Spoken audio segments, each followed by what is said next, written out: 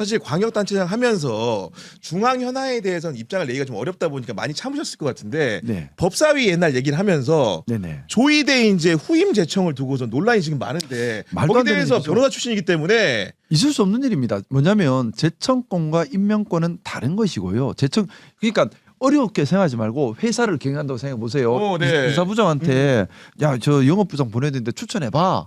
그럼 이사부장이 추천하겠죠. 사장이 야 이 사람하고 딴 사람 추천해봐. 네. 딴 사람 추천하잖아요. 당연히 네. 근데 이거 지금 어떤 일이냐면 추천해봐 했는데 올렸는데 임명권자가 아니 딴 사람 해봐 했는데 아니 나는 이 사람이어야 돼. 그럼 빨리 추천해야 하는데 6개월 동안 안 하고 있다가 6개월 만에 이 사람 아니면 안 해라고 다시 올린 건데. 그럼 그 인사부장 회사에 계속 둬야 되는 겁니까? 어떤 겁니까? 사장 말을 안 듣는데. 그거 뭐 당연히 우리 상식적으로 보이죠. 근데 문제가 뭐냐면은 지금 제일 본질적인 문제는 조희대 대법원장이 정치를 하고 있다는 겁니다. 맞아요. 조희대 대법원장이 서면으로 나는 이 사람 그래도 할 거야라고 6개월 동안 고집 부리면서 또 올린 건데 계속 목리 부린 거예요. 자, 네. 임명권자가 대통령님이란 걸 모르고 했을까요? 당연히 알고 있겠죠. 그럼에도 불구하고 이렇게 하는 것 소위 말해 대통령님 힘들어 봐라. 그리고 이걸 통해서 자기가 일부 지지층의 지지를 더 얻을 수 있다라는 계산을 하고 있는 거거든요. 판사가 이런 거 하면 됩니까? 본인이 정치인이에요? 안 되죠. 사법부의 구성원에 맞게 행동해야지. 정치를 하고 싶으면 옷 벗고 나와서 정치를 그래요. 하시면 돼요. 근데 이거는 대법원장 가장 정치적이지 않아야 할 사람, 가장 정치로부터 멀리 있어야 할 사람이 대법원장에 앉아서 정치질을 하고 있는 겁니다. 저는 이게 용납이 안 되는 거예요. 이미 대법원장이 아니라 법관의 자격도 없는 사람인 겁니다. 아, 법관의 자격조차 없는 사람이다. 정치를 네. 하고 있으니까 이거는 정치적 계산, 정치적 판단이 아니고서는 할 수 없는 행동입니다. 너무 화가 나도 책상을 좀 치지 말아달라. 죄송합니다. 청자 의견이 좀 있었다는 말씀. 원래 이렇게 화를 내시지 않는 분인데 정말로 이 사안에 대해서는 할 말이 많으셨던 것 같아요. 두 가지 네. 부분이 있어요. 정말로 정말 정치 행위라고 봐야 되는 건 첫 번째로는 시간을 끌었고 그거를 시간을 끌었다가 이제 제청을 하게 된 계기가 시점이 어떻게 보면 대통령 지지율이 가장 떨어졌을 때 또 어떻게 보면 상대방이 가장 약한 틈을 노렸다. 그리고 1+1으로 해서 뭐 이거를 한 번에 넘기려고 했다. 이거 자체가 정치 행위고 완전 꼼수지. 네. 네. 두 번째로는 이제 10월달에 전원합의체가 만약 이거 우리가 이거를 다 안 받아버리겠다. 이거 절차가 잘못됐다라고 하게 된다면 10월달에 김건희 재판에서 만약에 선고 확정이 안 되면 구속이 풀릴 수도 있어요. 그러한 부담을 너네가 가지고 할 거야? 라는 식의 저는 반협박으로 들렸거든요. 그래서 이런 부분에 대해서는 확실히 정치행위다. 저는 그럼 정치행위에 대해서 우리가 뭘로 맞서야 되느냐라고 한다면 똑같이 정치행위로 돌려주면 된다. 아, 정치행위로 돌려주면 된다. 네. 권한대로 하면 되는 거예요.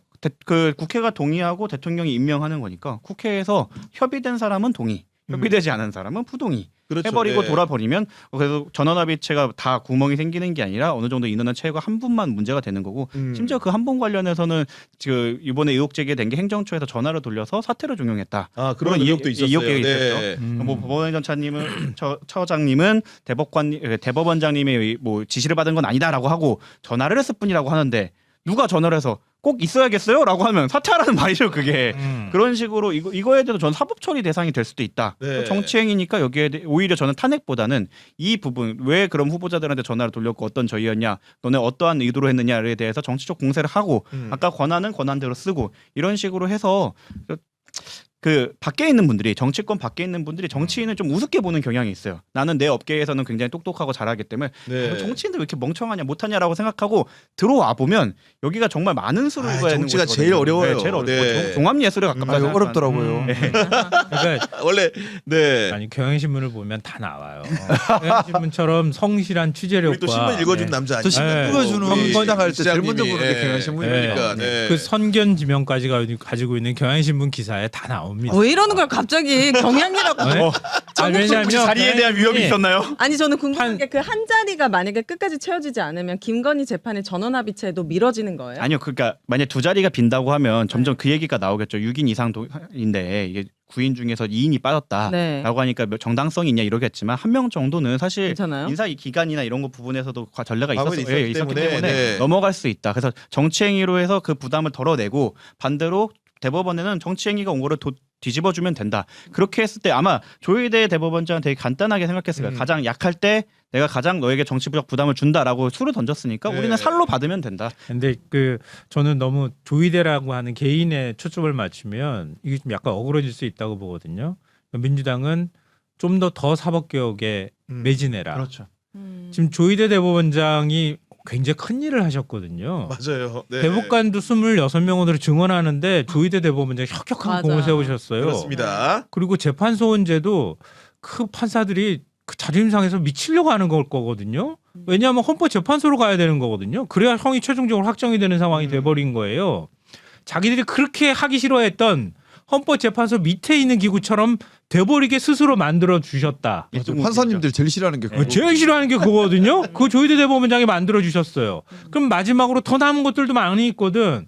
우리나라 사법부처럼 자기 권한을 이렇게 그대로 갖고 있는 조직이 거의 없어요, 전 세계에서. 네. 그럼 대법원장의 재청권을 어떤 방식으로도 견제하게 만드는 제도적 장치를 만들든가, 아니면은 이참에 인사권을 뺏어버리든가, 그냥 대법원장이 아니라 대법관 중 한 명을 만들어 버리든가, 법원 행정처를 없애버리든가, 여러 가지 방법이 있어요. 맞습니다. 그러니까 판사들이 지금 부글부글하고 있다고 경향신문이 보도를 했거든요. 아, 그래요? 아니 진즉에 할 것 같으면 진즉에 서면으로 통보해서 그렇게 재청권이 소중하고 대통령이 거기에 대해서 임명권을 갖고 있는 건 형식적인 수준이라고 생각을 했다고 하면 조희대 대법원장은 6개월 동안 질질 끌지 말고 그냥 진즉에 하든가. 그렇죠. 그거 질질 끌고 난 다음에 지금에서 왜 이런 일을 만드느냐. 만들고 난 다음에도 이런 식으로 건드려 놓고 나면 사법부가 훨씬 더 개혁의 대상이 된다고 하는 아니 판사들의 불만들이 그런 와중에 쏟아진다는 거 대법원이 아니에요. 지금 일을 잘하고 있느냐 그것도 의문인 게 김건희 사건 보십시오. 소부에 보냈다가 뭐 자신이 없어서 그런 건지 다시 전원합의체 올리면서 사건 처리가 지연된 상황인데 그 당사자인 피고인 김건희 어떤 사람이냐 또 특검에 추가로 수사를 해보니까 디올 관련된 의류를 또 추가로 받았다는 의혹이 있는 거죠. 네, 사실 네. 저는 이거는 계속 나올 거라 생각해요. 이미 특검 기간이 이제 종료되고 나중에 정리가 되겠지만 그 이후에도 저는 이거 상설 기구가 만들어져서 내란과 여기에 부패에 대해서는 이제 이제 국수본으로 넘어갈 텐데 계속해야 된다. 왜냐하면 지금 현물이 있는 것만 나오고 있어요. 상식적으로 뇌물 받는 사람이 그 물건이 남는 현물을 좋아했겠습니까? 아니면 캐시를 좋아했겠습니까? 아이고 상식이잖아요. 근데 지금은 현물만 나오고 있다. 근데 그런데도 이 정도이다. 근데 이런 사람에 대해 우리나라 대법원은 그 하나도 확정하지 못하고 있다. 아니 근데 이게 정말로 창피한 게 그 중소 패션 업체라는 데서 네. 뭐 디올 옷을 선물 받은 거 그러면서 그 업체에 관련된 물건들을 예를 들면은 2023년 11월에 윤석열 그부가 영국의 국빈 방문을 갔을 때 김건희가 뭐 커밀라 왕비라든가 앤 공주라든가 케이트 미들턴 왕세자비 같은 사람 만나가지고 이 업체 물건을 선물했다는 의혹이에요 이게. 그리고 이제 심지어는 보도 내용을 세상에. 한겨레 신문 보도 내용이 사실이라고 한다면은 함께 찍은 사진을 또 그 업체 관계자한테 보내주고 실제로 그거에 대해서 그 받은 그 물건을 어떻게 보면 전달했던 사람 같은 경우에는 김건희한테 이렇게 귀한 시간을 내셔서 선물 전달해 주심에 큰 은혜를 입고 감사하다는 메시지를 보내고 여기에 또 약간 영리한 김건희는 앞으로는 텔레그램으로 연락하라 그러고 이런 일련의 아니. 과정이라는 게 이런 정부 치하에서 우리가 국민으로 살았다는 게 너무나 화가 나고 사실 부끄러운 겁니다. 아니, 제가 근데 하나만 네. 더 추가하면 추가, 네. 이렇게 하는데 유경옥이 중간에서 그 문고리 3인방이라고 하는 네. 유경옥 행정관이 중간에 거강꾼 노릇을 했고 대통령 영부인이라는 사람이 500만 원짜리 디올 거 하나 받았다고 이렇게 나서가지고 이런 행위를 벌였다는 거고 더 놀라운 거는 그거 받으러 그 업체 사무실에 직접 갔다는 거야. 영부인이라는 자가. 진짜요? 예. 아 그것도 이제 보도가 된 여기 내용이에요. 있어요, 여기에. 아니 김건희 씨가 근데 너무 웃기다. 본인은 디올 500만 원 받고 왜 커밀라 왕비 앤 공주한테는 이 중소기업을 거를 줘? 디올 줘야지. 자기는 디올 받고 이 여자 이상한 여자네. 그 500만 원짜리 디올이 뭐라고? 그니까. 여기 기사에 이렇게 있어요. 그 세상에. 김건희는 그 중소기업 업체가 운영하는 업체 사무실을 직접 방문해 디올 제품을 받았다고 한다. 원래 미치겠다. 언박싱은 설레이는 법이거든요. 아, 나 너무 창피해요. 하루라도 빨리 가서 뽑게 해야지. 정말 너무 진짜. 창피한데 그냥 주문 네. 넙죽넙죽 받았던 사람인 거예요. 그런 걸로 보이는 거고 저희가 이제 정말. 이게 방송 시작까지 꽤 됐는데 계속 9천 명이 넘게 시청해 주고 계신데 와. 우리 시장님을 봐서라도 경향TV가 60만 구독자 달성을 해야지 네. 우리 시장님의 또 이름값에도 명성에도 누가 되지 않는 거 아니겠습니까? 갑자기요? 아 울산 가서 홍보 좀 해주는 좋아요, 거 구독, 아니에요? 좋아요, 구독. 잠시만 이 있어 이. 우리 이거 언제 먹어요? 지금 먹으려고 지금 밑장 까는 먹어도 거예요. 어쨌든 간에 네. 60만 구독자 달성을 위해서 구독. 김상욱 시장님의 명성에 누가 되지 않도록 네. 빠르게 이제 구독과 좋아요를 꼭 눌러주시라는 말씀 전하면서 제가 걱정되는 게 제가 이제 SNS 활동들을 보니까 잠을 못 주무시더만요. 보니까 새벽에. 진짜요?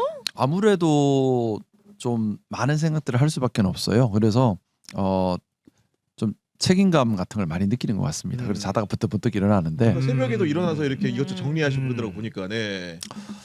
어떻게 잘하고 그렇게 싶습니다. 저는 다 보잖아요. 아, 저는 정말 좀 잘하고 싶어요. 제가 어. 정말 우리 울산 시민들께 뭐 저도 좀 하자도 많고 능력도 모자란 사람입니다. 뭐 참 아직 배워야 될 것도 많고요. 근데 우리 울산 시민들께서 어려운 선택을 해주신 겁니다. 그렇죠. 네. 울산이 보수세가 정말 강한 곳입니다. 또 제가 국민의힘으로 국회의원 하다가 국민의힘 잘못됐다고 민주당으로 넘어가서 그래서 울산에서 배신자라고 낙인이 찍혀 있었습니다. 그리고 선거 과정도 순탄치 않았습니다. 그럼에도 불구하고 시민들께서 기회를 주셨는데 이 어렵게 잡은 기회에 정말 시민들을 위해 잘해서 야 민주당 뽑았더니 잘하네. 야 이게 민주주의구나 하는 걸 효능감 있게 보여드리고 싶고요. 근데 너무 숙제가 많아요. 이 들어와 보니까 뭐 여기저기 뭐 지뢰밭이야 완전히 지금 막 그래가지고 자다가 벌떡벌떡 일어나고 있습니다. 왜냐하면 그러니까, 네. 지금부터는 모든 것이 제 책임이기 때문에. 그러니까요. 우리 김상욱 시장님하고 함께해서 너무나 좋은 시간이었고 네. 오늘 오늘 세줄평도 우리 김상욱 시장님을 향한 뭔가 좋은 찬사들로. 아 왜요? 마무리해 제가 꼭 그래야 줬으면 됩니까? 아 그래요? 근데 저는 시장님 말씀을 듣고 깨달은 게 있어요. 아 그래요? 지역의 장들이 청와대나 중앙당이랑 결을 잘 맞춰서 손발이 잘 맞아야 된다라는 거 그리고 그거를 몸소 실천하고 계시잖아요. 그래서 서울은 뭐 서울을 비롯해서 경기도, 다른 부산, 다른 모든 지역의 이제 시장분들 군수 맞나? 뭐 다 포함 네, 시장 네. 군수. 그런 네. 장분들도 이렇게 좀 청와대와 더 밀접하게 손발이 맞춰서 결을 맞춰가지고 했으면 좋겠다. 그래야 시민들이 가장 이익됩니다. 편하죠 그리고 시민들께 네. 가장 이익이 되고 정책도 일관성이 있는 거고 낭비가 안 되고 효율적인 거죠. 뭐 중앙에서는 이쪽으로 가야 되는데 지방에서 싫어 하면은 그러니까. 그때부터 이거 못 어떡하란 말이에요. 그 지역 주민들의 피해잖아요. 지금 서울이 약간 그러죠. 네. 서울 시민으로 살기 쉽지 않아요, 여러분. 네. 네. 그리고 두 분도 끝으로 이제 김상욱 씨 오랜만에 뵀으니까 한 마디씩 좀 부탁드리거든요. 네. 계속 이렇게 불편한 길을 걸어가셨으면 좋겠다. 왜 나한테 그래? 저 얘기를 매번 만날 때마다 하더라고요. 형이 걸어가셔야 합니다. 네, 변호사님 걸어가셔야 됩니다. 후보님 가셔야 됩니다 하는데 왜 나한테만 자꾸 그러는데 지금 본인이 그 길을 되게 잘 걸어가고 계셔서 저는 매번 생각할 때마다 노무현의 길을 걸어가고 있다. 그래서 되게 힘든 길이고 외로운 길이겠지만 계속 외로우셨으면 좋겠다. 야, 진짜 죽으라는 얘기를 죽으라는 것부터 너무 시민분들이 옆에 계시니까. 저희 회사에 올 생각은 꿈도 꾸지 마라. 우리 평론가님도 한 말씀 아니, 부탁드립니다. 네. 저는 반대로 꽃길만 걸어가십시오. 아. 울산 시민이 깔아준 꽃길만 걸어가십시오. 네. 앞으로 계속 그런 꽃길이 열리시길 바랍니다. 감사합니다. 와. 아무튼 우리 김상욱 시장님의 앞길에 정말로 환한 축복만이 가득하길 기원하면서 네. 오늘 방송 건전하게 마무리. 너무 건전한 마무리인데요? 그러니까. 말도 하지 말란 얘기죠.